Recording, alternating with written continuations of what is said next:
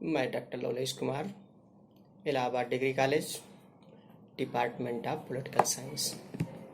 आज की इस वीडियो क्लास में एमए सेकेंड सेमेस्टर की जो है पब्लिक एडमिनिस्ट्रेशन में जो आज आप लोगों की फर्स्ट क्लास होगी, उस पे introduction and concept of public administration, तो उसके विषय वस्तु पर हम आज डिस्कशन करेंगे। उसके अर्थ और मीनिंग जो है उसके इस क्षेत्र पे चर्चा करेंगे। तो हम इसमें पहली क्लास की वजह से इस पे कुछ बुकों पर भी डिस्कशन कर लेते हैं। तो इसमें विशेष करके बुक पब्लिक एडमिनिस्ट्रेशन को पढ़ना है तो इंग्लिश मीडियम के बच्चों के लिए पब्लिक एडमिनिस्ट्रेशन, जैसे एम लक्ष्मीकांत की भी आती है, तो इंग्लिश मीडियम के बच्चे एम लक्ष्मीकांत की पब्लिक एडमिनिस्ट्रेशन की बुक ले सकते हैं। आर के अरोड़ा की बुक आती है, अरोड़ा इंडियन एडमिनिस्ट्रेशन, और दूसरी बुक आती है एडमिनिस्ट्रेटिव थिंकर की आती है, इंग्लिश मीडियम की ये भी है, राबिंद्र प्रसाद की है जो है। और इसके साथ साथ अब हम हिंदी मीडियम के बच्चों के लिए भी कुछ बुक शेयर करते हैं। तो हिंदी मीडियम के बच्चों के लिए अवस्थी एंड अवस्थी की भी ले सकते हैं और बीएल फड़िया की ले सकते हैं। तो जिसमें हम ये कहेंगे कि हिंदी मीडियम के बच्चों के लिए यदि बीएल फड़िया की बुक लेते हैं तो उनके लिए ये आपका तो सिलेबस तो कवर ही हो जाएगा। आशा और उम्मीद करते हैं कि इसमें आप लोगों का यूजीसी नेट भी इसमें जो है चीज़ें कवर हो जाएंगी, क्योंकि इसकी बुक का पैटर्न थोड़ा सा जो है अलग हटकर है जो है। तो हम इस पे ये ध्यान देते हैं आज कि जो पब्लिक एडमिनिस्ट्रेशन जो सब्जेक्ट है, क्योंकि ये सब्जेक्ट बहुत पुराना नहीं है, बहुत ही न्यू है, लेटेस्ट है जो है।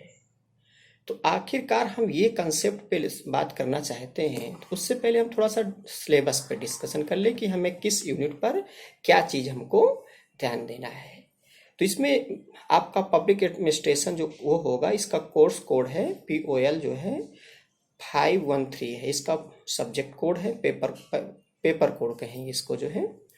और इसका टाइटल से principles of public administration compulsory course से, पेपर से आपके जो है फर्स्ट यूनिट में, इसके पब्लिक एडमिनिस्ट्रेशन के फर्स्ट यूनिट में basic premises, meaning, scope and significance, evolution of the discipline and it present status, present time इसकी क्या स्थिति है पब्लिक एडमिनिस्ट्रेशन की, इसके विकास की क्या स्थिति है, इसकी क्या मीनिंग है, इसकी क्या इस क्षेत्र और इसका अर्थ क्या है। इसके साथ ये तो रहा जो है, इसके साथ साथ आप organisation, meaning, principle and structure, संगठनों का अर्थ और उसके स्ट्रक्चर अर्थात उसके आकार कैसे हैं, वो किस प्रकार के संगठन पहले डेवलप किए गए हैं ताकि प्रशासन के साथ चलाने के लिए अपना जो है कंट्रीब्यूशन कर सके। ये तो फर्स्ट यूनिट में आपको जो है। सेकेंड यूनिट में major theories and approaches to the study of public administration. लेकिन ये जो पेपर्स है यूजीसी के लेवल से अगर देखा जाए, आप लोग अगर इस सेमेस्टर में आप लोग थोड़ा सा जो है मेहनत यदि कर लेंगे तो यूजीसी के लिए जो आप लोग बहुत आपको लास्ट में बहुत परेशानियां फेस करनी पड़ती हैं, तो आशा और उम्मीद करते हैं कि यदि यहाँ थोड़ा सा कंसेप्ट बेस में आपने अभी आपके पास टाइम भी है और टाइम को दृष्टिगत रखते हुए यदि इस पेपर को अच्छे से आपने कंप्लीट कर लिया तो हम आपको विश्वास दिलाना चाहते हैं कि आने वाले टाइम पर ये पेपर आपका बहुत बेहतर होगा। तो सेकेंड यूनिट पे जो है क्लासिकल और न्यू क्लासिकल स्कूल, तो क्लासिकल और न्यू क्लासिकल स्कूल्स के संबंध में जो थ्योरीज होंगी, the scientific management theory Taylor's की जो है, ग्रिफिथ जो है, जो टेलर्स के सिद्धांत है जो है, टेलर्स की थ्योरी है, वैज्ञानिक सिद्धांत को जो दिया उसने जो है, तो वैज्ञानिकता का जो सिद्धांत है तो वो पब्लिक एडमिनिस्ट्रेशन पे कैसे इम्प्लीमेंटेशन करते हैं टेलर्स। और इस पे जो है classical theory of the management, शास्त्रीय प्रबंध का सिद्धांत। अब इसमें होता क्या है कि उसमें कहीं क्लासिकल लिख दिया, कहीं शास्त्रीय लिख दिया, कहीं परंपरागत लिख दिया, उसी पे आप लोगों को कंफ्यूजन क्रिएट होता है।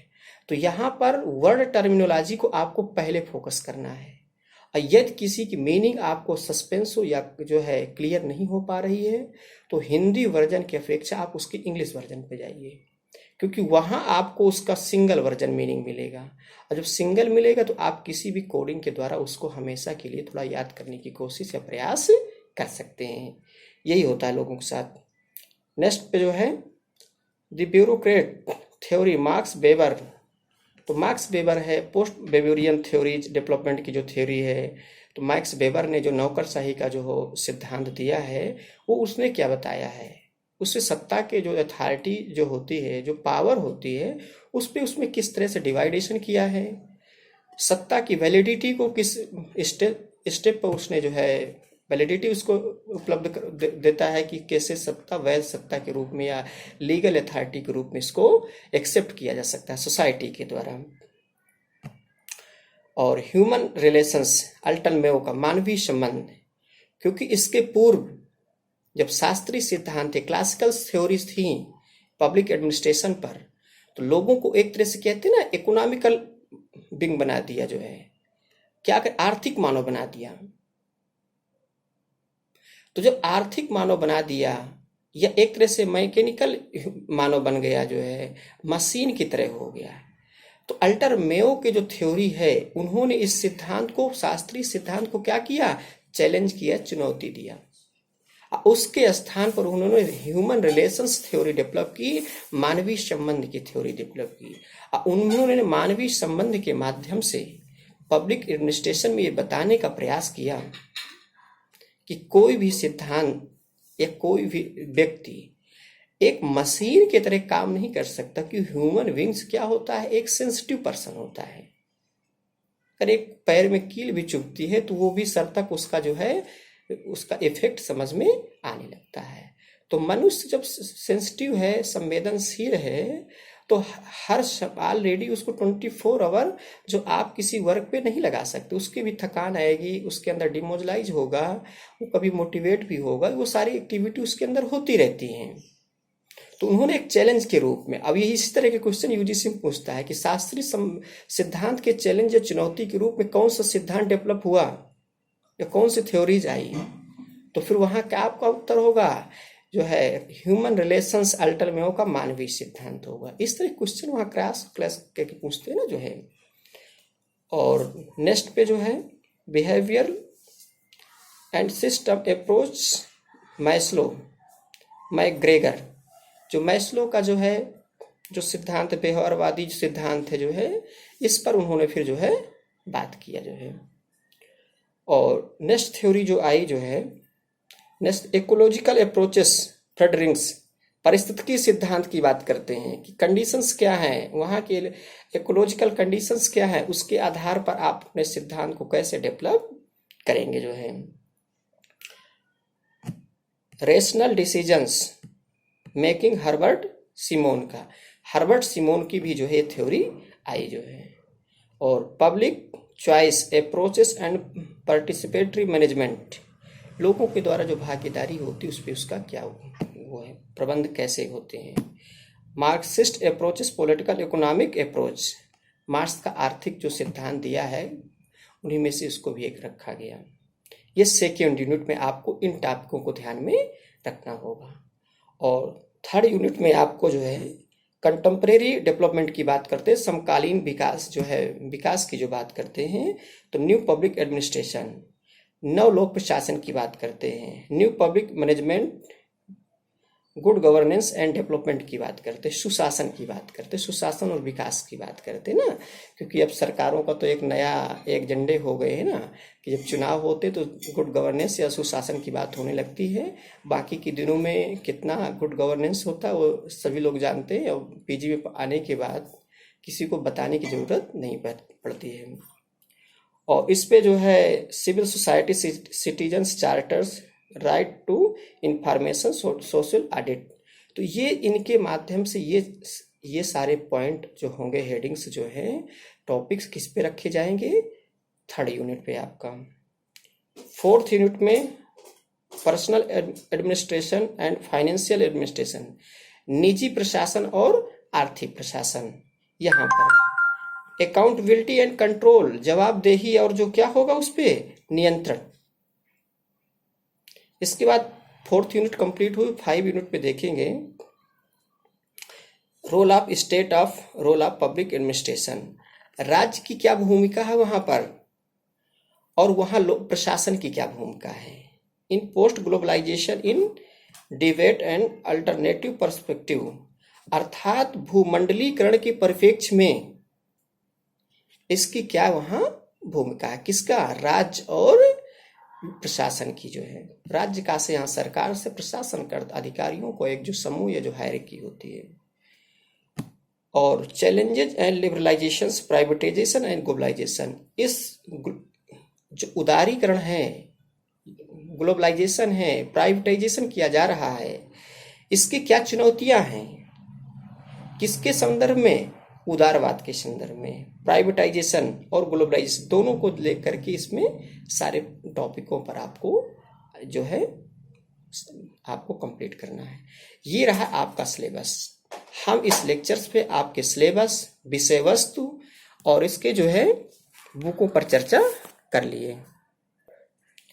इसके साथ ही अब हम उसके इंट्रोडक्शन और कंसेप्ट पर हम डिस्कशन करते हैं। एक कंसेप्ट में लेते हैं कि लोक प्रशासन की जो अवधारणा है कब से डेवलप हुई, ओरिजिन ऑफ जो है पब्लिक एडमिनिस्ट्रेशन, लोक प्रशासन की जो उत्पत्ति, अवधारणा की उत्पत्ति, कैसे हम इसको सोच सकते हैं कि कब से इसकी उत्पत्ति हुई। तो सरल और सहज शब्दों में समझ, जैसे ही राज्य की उत्पत्ति हुई वैसे ही लोक प्रशासन की भी उत्पत्ति हुई। और जैसे जैसे राज्य के स्वरूप में परिवर्तन होता गया उसी प्रकार से लोक प्रशासन के स्वरूप में भी परिवर्तन होता गया। क्योंकि राज्य के स्वरूप की यदि हम बात करते थे नहीं है सॉरी, तो यदि हम राज्य के स्वरूप की बात करते, नेचर ऑफ स्टेट की बात करते, राज्य की प्रकृति की बात करते हैं, तो राज्य की प्रकृति अगर हम एशियन पीरियड से देते हैं, प्राचीन काल से देखते हैं, तो उसके जो है डेवलपमेंट में आपको क्रमिक विकास देखने को मिलेगा। पहले राज्य की सबसे छोटी इकाई परिवार, परिवार से समुदाय बना, समुदायों से ग्राम बना और वही कई ग्रामों को मिलकर के क्या बना, राज्य बना। पहले छोटे छोटे राज्य थे, जैसे आप प्लेटो के स्टेट को, नगर स्टेट की बात करते हैं, कितने छोटे छोटे, जैसे आज के छोटे छोटे पंचायती चुनाव होते तब के वो राज्य थे। धीरे धीरे उसके क्या हुआ, सीमा रेखा, उसके क्षेत्र में क्या हुआ, विस्तार हुआ। जब क्षेत्र में विस्तार हुआ तो धीरे धीरे राज्य के क्या हुआ, नेचर ऑफ स्टेट, राज्य की प्रकृति, उसकी प्रकृति में चेंजिंग हुई और उसके स्ट्रक्चर भी बदला, आकार भी बदला।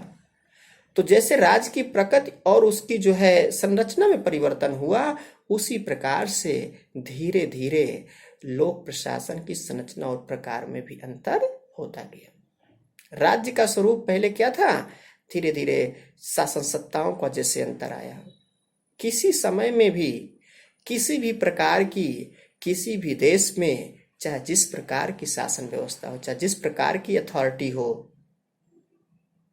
चाहे डेमोक्रेसी की बात करें, चाहे एरिस्टोक्रेसी की बात करें, या किसी प्रकार की चाहे जिसकी बात करें, हर प्रकार की शासन व्यवस्था में प्रशासन का होना कंपलसरी है। डिक्टेटरशिप की जो होती है, अधिनायकवादी भी व्यवस्थाएं जो होती हैं किसी भी कंट्री में, वहां भी प्रशासन की आवश्यकता पड़ती है। अर्थात जहां राज्य है वहां प्रशासन है।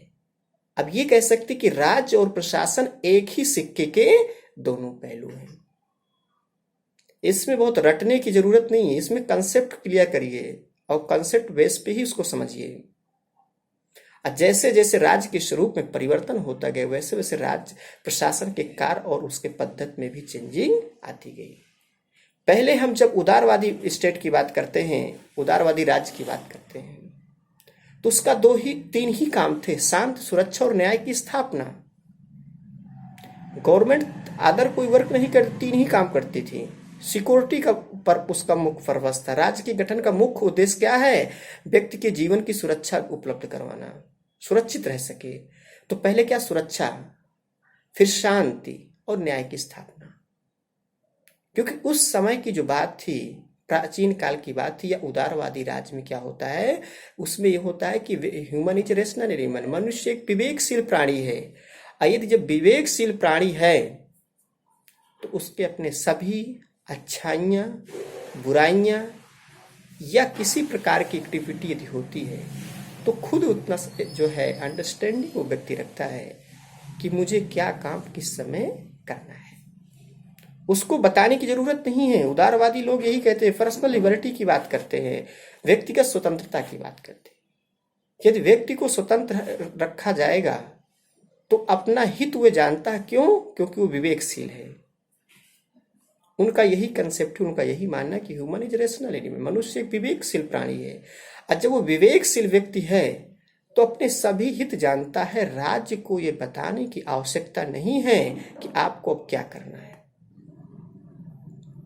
तो राज्य के स्वरूप में जब ये इस तरह का राज था तो क्या था, लोक प्रशासन की जो भूमिका थी, प्रशासन की जो भूमिका थी, वो क्या थी, सीमित थी। क्योंकि राज्य लोक कल्याण के, पब्लिक वेलफेयर के कोई भी वर्क नहीं करती थी। और जब वर्क नहीं करती तो उसका कोई उद्देश्य वो नहीं था। मतलब एक वर्क क्या था, लिमिटेशंस था वर्क का जो है। तो लोक प्रशासन क्या होती, विकास के उसके विभिन्न चरणों में उनको क्या, उनके विभिन्न योजनाएं, नए नए संगठन का निर्माण होता है। क्योंकि जैसे स्वरूप बदलता उसमें वहां की एक्टिविटी बदलती है, और जैसे एक्टिविटी बदलती उसी प्रकार से उस प्रशासन को काम करने के लिए चैलेंज मिलते हैं।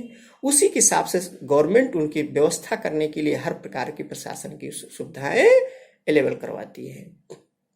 तो लोक प्रशासन, उसके साथ उसमें लोगों के क्या होता है, अभिरुचियां बढ़ती है और रिस्पॉन्सिबिलिटी और अकाउंटेबिलिटी बढ़ती है, उत्तरदायित्व और जवाबदेहिता भी बनती है। तो इस प्रकार हम कहेंगे कि लोक प्रशासन एक क्या है, विशिष्ट शैक्षणिक क्षेत्र का है। इसका जो है मुख्य रूप से क्या है, सरकारी कार्यालयों में प्रयुक्त एक सरकारी जो है तंत्र एवं प्रक्रियाओं से संबंध रखने वाला क्या एक प्रशासन है। तो इसके अंतर्गत लोक प्रशासन राजनीतिक निर्णयों को का रूप में परिणित करने का क्या है, एक साधन है। अर्थात जो आपकी गवर्नमेंट या अथॉरिटी, इस अथॉरिटी ना कहे कि इसके लिए सुटेबल अगर वर्ड ना लगे तो राज्य या सरकार कह सकते हैं। तो क्या करते, उनके लोक प्रशासन के द्वारा ही राजनीतिक निर्णयों को कार्य रूप में परिणित करने का क्या है, एक साधन है। क्योंकि मंत्री सिर्फ घोषणा करते हैं, इसके बाद उन घोषणाओं को वास्तविक अमला पहनाने के लिए किसका जिम्मेदारी होती है, प्रशासन की होती है। कार्य पूरा करने के लिए क्या होता है, योजना बनाते हैं, प्लानिंग करते हैं, उद्देश्यों एवं लक्ष्यों का निर्माण करते हैं कि इसका उद्देश्य क्या है और इसको हम कैसे प्राप्त कर सकते हैं। निर्णय लेना, क्या डिसीजन लेना, किस टाइम पे क्या काम करना है। जनता का समर्थन प्राप्त करने के लिए विधायिका एवं अन्य सामाजिक संस्थानों या संगठनों का क्या होता है, उनके साथ बैठक या मीटिंग करना। संगठनों का निर्माण एवं पुनर्निर्माण करना, क्योंकि समय के हिसाब से, राज्य के स्वरूप के हिसाब से संगठनों का भी क्या होता है, निर्माण होता है। कर्मचारियों को निर्देश देना, नेतृत्व प्रदान करना, कार्य करने की विधियां खोजना। क्योंकि नई नई टेक्नोलॉजी, आज समझ रहे हैं कि आज इस समय की कोरोना वायरस की महामारी के समय सारे वर्क ऑफलाइन की जगह ऑनलाइन हो गए। तो वर्क जो है, रिसर्च चल रहा है कि नहीं, कार्य की खोज चल रही है कि हम किस माध्यम से क्लास अटेंड करें, किस माध्यम से वर्क किया जाए। पहले ऐसे कभी ये जो है ऐतिहासिक काल खंड की जो है ऐसी घटनाएं हैं कि विश्व इतिहास में हमेशा याद किया जाएगा। ये परिस्थितियां ही तो डिसाइड कर रही हैं कि प्रशासन को क्या करना है, लोगों को क्या करना है, और लोगों के अपने कार्य में कैसे चेंजिंग लाना है, अपने कल्चर पे कैसे चेंजिंग लाना है। नेतृत्व प्रदान करना है कि सरकार तरह से तरह की गाइडलाइन जारी हो रहे हैं। अनलॉक, पहले लॉकडाउन की चल रही थी, अब अनलॉक की चल रही, पहले लॉक की चल रही थी, अब अनलॉक की चल रही है। क्या किस समय कैसे करना है, कार्य करने की विधियां खोजना, सरकारी अधिकारियों द्वारा किए गए कार्य और उन पर नियंत्रण रखना। जो सरकार के द्वारा क्या अधिकारी जो होते हैं, गवर्नमेंट के जो वो होते हैं, एम्प्लॉयर होते हैं, उनको क्या कार्य करना है, उनके द्वारा मतलब वो तो कार्य तो करेंगे, इनको क्या काम, लेकिन उनको कंट्रोल कैसे किया जाएगा, उनको उन पर नियंत्रण कैसे रखा जाएगा, आदि सभी लोक प्रशासन ही है। इस प्रकार की जितनी एक्टिविटीज हैं वो किस पे आती हैं? पब्लिक एडमिनिस्ट्रेशन पे आती हैं। यह सरकार के कार्य का वह भाग है जिसके द्वारा सरकार के उद्देश्यों और लक्ष्यों की प्राप्ति होती है। यदि ये न हो तो सरकार के उद्देश्य और लक्ष्य प्राप्त करना सरकार को संभव नहीं है, क्योंकि हर सरकार का अपना एक एजेंडा होता है। जैसे कि अभी हम बोल रहे थे कि जैसे जैसे राज्य के स्वरूप और उसके कार्यों पे परिवर्तन आता है, उसी प्रकार के उसके जो है प्रशासन की भी भूमिका में जो है परिवर्तन आता है। तो हम आज के प्रेजेंट टाइम के जो ग्लोबलाइजेशन या लिबरलाइजेशन के पीरियड पे हम अपना रह रहे हैं, उस पे लोक प्रशासन की जो स्ट्रक्चर है, उसका रोल है, वो विशेष रूप से प्रभावित हो रहा है, चाहे जिस फील्ड की बात करें। तो ऐसे में जो है, जैसे निजी प्रशासन है, प्रक्रियात्मक सुधार जैसे बाध्यताओं को लोक प्रशासन की भूमिका पर क्या कर दिया है? एक तरह से अलग कर दिया है, क्योंकि जैसे उसके राज्य के स्वरूप में परिवर्तन होता है, वैसे ही उस प्रशासन के स्वरूप में भी परिवर्तन हो जाता है। क्योंकि अब फिर से अब क्या हो गया? अब सोशल जस्टिस की बात करते हैं, सामाजिक न्याय की बात करते हैं। जो पुरानी आइडियोलॉजी थी, उदारवादी है, समाजवादी है, लिबरल थ्योरी की बात करते हैं, सोशल थ्योरी की बात करते हैं, या मार्क्सिस्ट थ्योरी की बात करते हैं, उन सभी के साथ साथ अब उनकी कोई पर डिस्कशन नहीं करता। अब किस पे बात करते हैं? सोशल जस्टिस की बात करते हैं, सामाजिक न्याय की बात करते हैं। और उस सामाजिक न्याय का आशय होता गरीब का हित। ऐसे में हम एक बात ये करते हैं, तो इस प्रकार की कार्यात्मक जो उसके परिवर्तन होते हैं, तो इस प्रकार से हम कह सकते हैं कि जो प्रशासन शास्त्र या लोक प्रशासन क्या है? डायमेंशनल है, गतिशील है। क्योंकि जैसे जैसे राज्य के स्वरूप में परिवर्तन होता है, वैसे वैसे भी प्रशासन के कार्य और पद्धति में भी परिवर्तन होता है। तो इस प्रकार से हम कह सकते हैं कि लोक प्रशासन कैसा जो है विज्ञान है? विकासशील है, गतिशील है, डायमेंशनल है, गतिशील कहेंगे। तो इस प्रकार से प्रशासन की जब हम बात करते हैं, इसकी मीनिंग पे, एक तो कंसेप्ट की हम बात कर रहे थे कि इसमें कंसेप्ट आप कैसे, इसके कंसेप्ट को समझने का प्रयास करिए। और ऐसे रटने से मैं नहीं मानता कि सारी चीजें आपको क्लियर हो जाएंगी, क्योंकि हायर एजुकेशन में समझ के ही कुछ किया जा सकता है।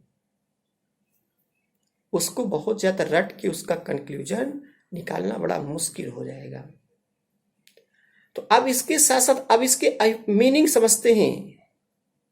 मीनिंग ऑफ एडमिनिस्ट्रेशन से, प्रशासन से क्या अभिप्राय है? तो जो प्रशासन मूल रूप से किस भाषा का शब्द है? संस्कृत भाषा का शब्द है। यह प्रा उपसर्ग पूर्वक सास धातु से बना हुआ है। इसका अर्थ होता है प्रकृष्ट अथवा उत्कृष्ट रीत से शासन करना। जो आजकल प्रशासन का आशय किससे लिया जाता है? सरकारी प्रशासन से। तो अगर हम लोक प्रशासन की भाषा में या सब्जेक्ट के रूप में हम बात करें, तो लोक का अर्थ सरकारी से है यहां पर, और जो कॉमन रूप से हम बात करते हैं तो लोक का अर्थ जनता से हो जाता है। क्योंकि अब हम सरकारी प्रशासन की बात करते हैं, तो इस प्रकार से पब्लिक एडमिनिस्ट्रेशन की लैंग्वेज या शब्दावली में लोक का अर्थ यहाँ सरकारी प्रशासन से समझेंगे। ये प्रशासन जो है एक प्रकृष्ट अथवा उत्कृष्ट रीत करने की क्या है? शासन करने की एक कला है। इसका वास्तविक अर्थ क्या होता है? निर्देश देना किसी को, उसका मार्गदर्शन करना, पथ प्रदर्शन करना, आदेश या आज्ञा देना कि क्या आपको आदेश दिया गया है, क्या आपको ऑर्डर मिला या नहीं मिला। तो उस कार्य करने की क्या है? पद्धति या शैली है। तो इस प्रकार से हम प्रशासन के जो है उसके अभिप्राय को समझें। और जो प्रशासन की जो भाषा में हम बात करेंगे जो है, तो ये मूलतः ये प्राय एक ये कहा जाता है कि एक व्यक्ति के द्वारा दूसरे व्यक्ति के हित की दृष्टि से उसकी सेवा करने का क्या है, उसका सेवा करना है। जैसे एक व्यक्ति के द्वारा दूसरे व्यक्ति के हित के लिए किया गया कार्य ही क्या कहलाता है, प्रशासन का योग कहलाता है। तो इसमें क्या होता है, इसका ये होता, प्रशासन शब्द का प्रयोग मैनेजमेंट से भी लेते हैं। 16वीं शताब्दी 16th सेंचुरी में इसके प्रशासन शब्द का प्रयोग प्रबंध से मैनेजमेंट के अर्थ में होने लगा। अब कार्य, इसका आशय हो गया कार्यों का प्रबंध, लोगों की देखभाल करना। इंसाइक्लोपीडिया ब्रिटानिका के शब्दों की इसकी अगर इंटरप्रिटेशन करेंगे, इसकी व्याख्या करेंगे, तो यह कार्यों के प्रबंध अथवा उसको पूर्ण करने की क्या है, एक प्रक्रिया है। मॉडर्न जो थिंकर हैं, आधुनिक विचारक हैं, उनके मतानुसार प्रशासन एक सुनिश्चित उद्देश्य की पूर्ति के लिए मनुष्यों द्वारा परस्पर सहयोग से की जाने वाली एक सामूहिक क्रिया है। इसमें से अन्य विद्वानों के अलग अलग मत भी थे। इसमें अलग अलग विद्वानों के मत थे। उनमें से उन्होंने जो भी बोला कि जो निग्रो कहते हैं, the real core of administration is the basic service which the performed for the public, कि उन्होंने निग्रो की जो भाषा में कहा गया है कि प्रशासन लक्ष्य की प्राप्ति के लिए मनुष्यों तथा सामग्री दोनों का क्या है, संगठन है। एल डी व्हाइट कहते हैं the art of administration is the direction, coordination and control of many persons to achieve some purpose or objective. प्रशासन किसी विशिष्ट उद्देश्य अथवा लक्ष्य की प्राप्ति के लिए बहुत व्यक्तियों के संबंध में निर्देश, नियंत्रण तथा समन्वयकरण की क्या है, एक कला है। तो इस कोई भी सब्जेक्ट हो, किसी भी सब्जेक्ट की आप बात करें, ओवरऑल भी किसी पेपर में, किसी टॉपिक्स में, हर विद्वानों के जो वो उसके विचारक होते हैं, उनका कभी एक मत नहीं होता है। ऐसी स्थिति में इस प्रकार विद्वानों के मत के अनुसार लोक प्रशासन के विषय वस्तु पर हमने डिस्कशन किया, उसके अर्थ और प्रकार पे डिस्कशन किया, उसकी अवधारणा को समझने की कोशिश किया। अब हम इसके थोड़ा सा elements of the public administration, लोक प्रशासन के या क्या कहेंगे लक्षण या तत्व को समझ लें। तो जो प्रशासन होता है, ये सहयोग की भावना से किया गया क्या होता है, कार्य होता है। इसके पहली स्टेप पे देखेंगे कि इसमें एक से अधिक व्यक्तियों के सहयोग की भावना से काम करना होता है। जैसे अब ये फर्स्ट स्टेप पे हो। सेकंड में क्या होगा, किसी विशेष उद्देश्य की पूर्ति का कार्य है। प्रशासन किसी विशेष उद्देश्य की पूर्ति के लिए किया जाने वाला क्या है, कार्य है। प्रशासन के द्वारा जो कार्य किया जाता, व्यक्तिगत उनका खुद का हित नहीं होता, लेकिन सोसाइटी जो है कि आज अन्य जो है समुदाय के लोगों का हित को दृष्टिगत रखते हुए उनके द्वारा अन्य कार्यों का क्या किया जाता है, संपन्न किया जाता है। भाई जैसे कोई ब्रिज बना दिया गया, तो ब्रिज प्रशासन तो बना दिया, तो इसमें प्रशासन के तत्व में पहले पॉइंट पे हमने काउंट किया, सहयोग की भावना से काम करना।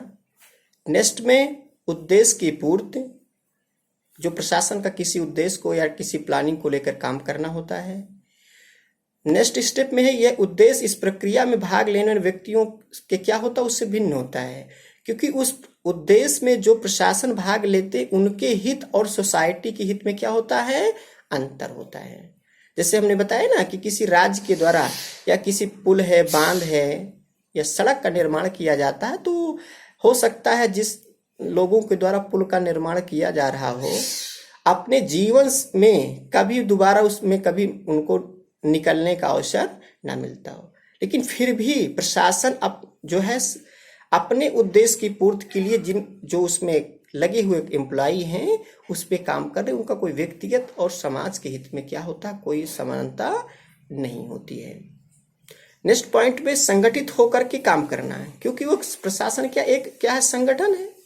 सरकार कोई किसी का वो प्रॉपर्टी थोड़ी है, ये तो एक सामुदायिक संगठन है कि सोसाइटी में शांति और व्यवस्था बनाए रखने के लिए राज्य जैसी संस्थाओं को क्या हुआ, गठन हुआ। और उसमें इससे ज्यादा क्या समझ सकते इसको जो है। नेक्स्ट पॉइंट, प्रशासन करने वाले व्यक्ति के पास क्या होते हैं, प्राधिकार का होना, उसके पास अथॉरिटी होती। जब किसी अधिकारी के पास इसलिए शक्ति होती ना, एक पुलिस का जो कांस्टेबल हो तो उसके पास भी राइट होते हैं कि सोसाइटी में यदि कहीं भी शोर शराबा होता है या इंटरनल डिस्टरबेंस होता है तो वो अपने शक्ति का प्रयोग वहां कर सके। क्योंकि प्रशासन और राज्य का उद्देश्य भी है, राज्य का उद्देश्य शांति व्यवस्था बनाए रखना। उनके द्वारा बनाए गए कानूनों का इम्प्लीमेंटेशन कौन करेगा, वही तो सरकार के कर्मचारी करेंगे जो है। और नेक्स्ट पॉइंट है, प्रशासन का प्रयोग विशाल या व्यापक या औपचारिक संगठनों के लिए किया जाता है। जो प्रशासन होता है ये जिसका व्यापक क्षेत्र होता है।